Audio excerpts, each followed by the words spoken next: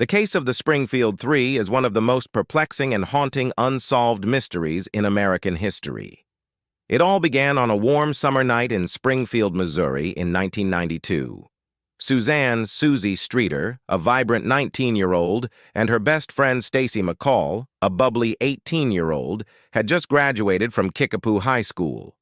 June 6th was supposed to be a night of celebration, with graduation parties in full swing.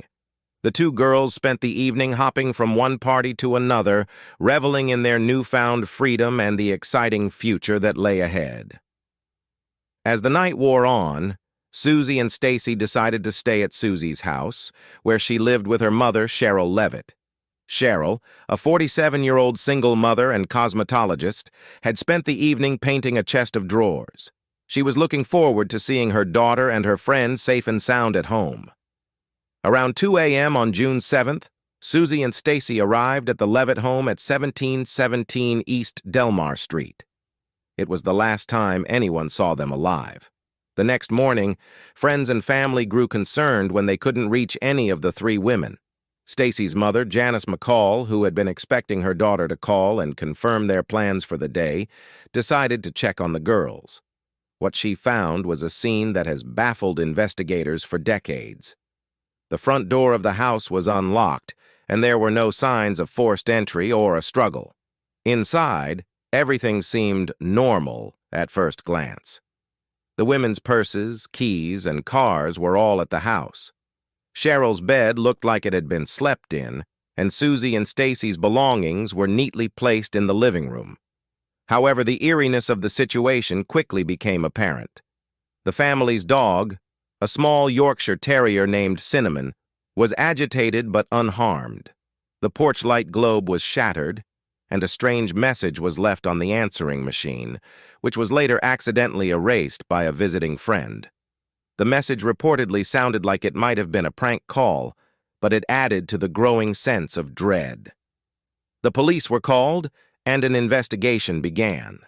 Initially, there was hope that the women had simply gone out, but as hours turned into days, that hope faded. Investigators found no signs of a struggle, no ransom notes, and no clear evidence pointing to their whereabouts. The case quickly garnered national attention, and the media dubbed the missing trio the Springfield Three. As the investigation unfolded, numerous theories and leads emerged. One theory suggested that the women had been abducted by someone they knew, someone who could enter the house without causing a disturbance. Another theory pointed to a possible connection with a local man named Robert Craig Cox, a convicted kidnapper and suspected murderer who had been in Springfield at the time. Cox, who was later imprisoned in Texas for a different crime, told journalists that he knew the women were dead and claimed that their bodies would never be found. Despite extensive questioning, he has never provided any concrete evidence or been formally charged in connection with the case. Over the years, investigators have chased down countless leads, including reported sightings and tips from psychics, but none have led to a breakthrough. In 1997, the case took another mysterious turn when a local journalist received a tip that the women's bodies were buried under the parking lot of a local hospital. Ground-penetrating radar revealed three anomalies beneath the concrete, but authorities deemed the evidence insufficient to warrant excavation. The Levitt home was sold in 1996, and new occupants have lived there ever since, but the haunting memory of the Springfield Three lingers. The community has never forgotten the missing women, and their families continue to seek answers. Annual vigils and renewed media attention keep the case in the public eye, hoping that one day someone will come forward with the crucial piece of information needed to solve the mystery.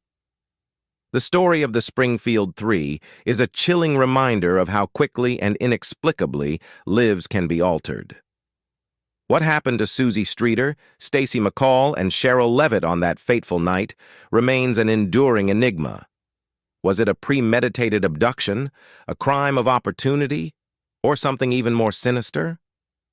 The answers lie hidden in the shadows of that summer night, waiting to be uncovered.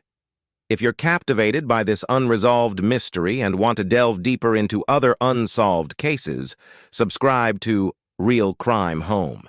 Share your theories in the comments below and join us as we explore the darkest corners of true crime.